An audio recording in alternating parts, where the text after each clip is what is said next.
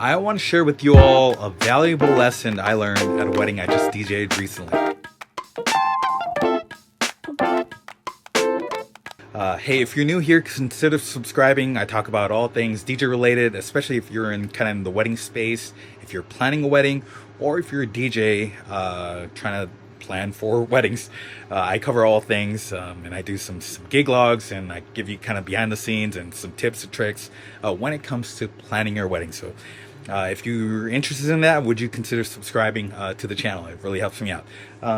So the valuable lesson that I learned at this wedding recently is this. I had a bride and groom, specifically the bride, who, when I met with her during her first initial consultation, she told me this during our meeting, is that I am a hardcore Swifty. If you play any Taylor Swift, like it's gonna go off. I'm gonna have a great time at my wedding. So I made that note down and I put like asterisks, I made it really, really clear that she's a Swiftie through and through.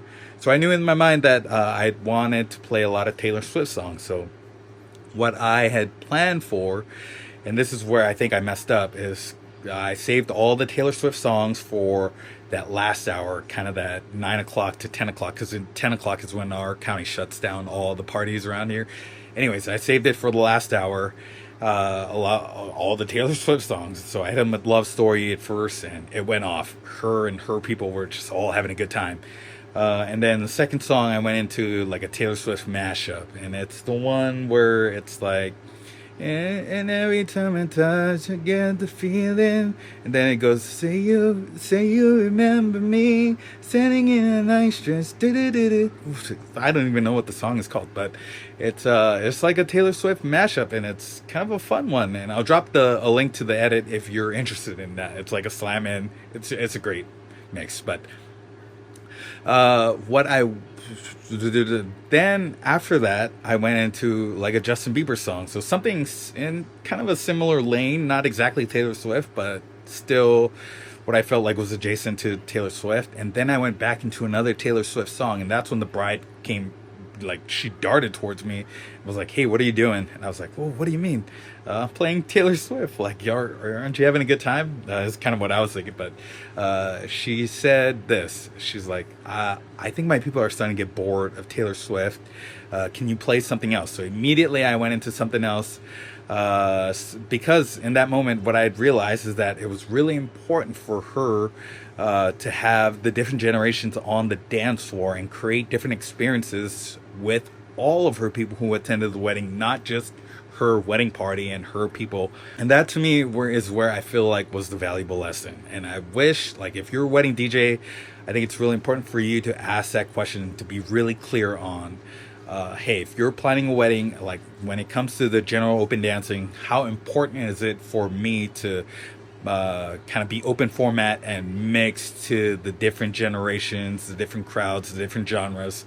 How important is it for me to rotate the crowd?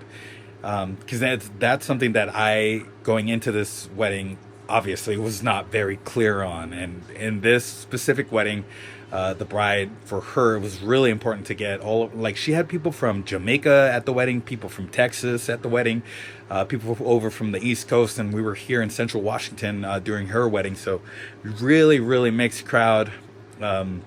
Could have played anything. I played a lot of Bruce Springsteen that night, and it was the first time I really played for like a lot of the older generation, especially leading up towards the end of the night, which was totally surprising to me. And actually it was way better that I was playing some of the songs, like I said, from Bruce Springsteen, songs that I never in a million years would have played in kind of that last hour, peak hour kind of moments. But it created really, really cool moments of this bride's wedding. And it was like, what the one song that really went off was Rock Lobster. Like, and they did this whole thing. Like, it was my first time. Like, I was so mind blown at just what happened. I was like, what the heck just happened? Like, did I just experience that? And maybe you're in somewhere that plays Rock Lobster. Shout out to y'all.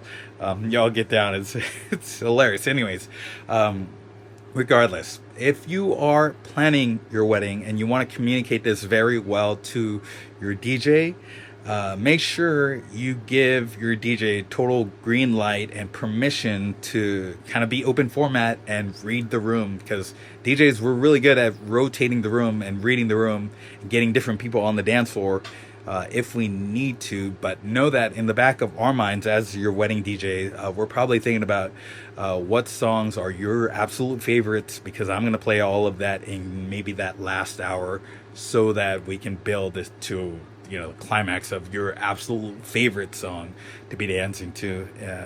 That's just kind of the mindset I think most wedding DJs will kind of approach your wedding night. So be sure to communicate that very clearly when you're talking to your DJ. It's something that I wish I would have done sooner, going into, you know, thinking about that wedding. But now moving forward, going ahead, I'm gonna make sure I am really, really clear on what the bride or the groom's expectations are about, you know, what their dance floor, what they envision their dance floor kind of being. And I hope that was a helpful tip for you. I hope that was valuable information for you if you're planning your wedding. And also, if you're a DJ, consider, again, please subscribe, hit that like button, share this with someone who's actually planning their wedding.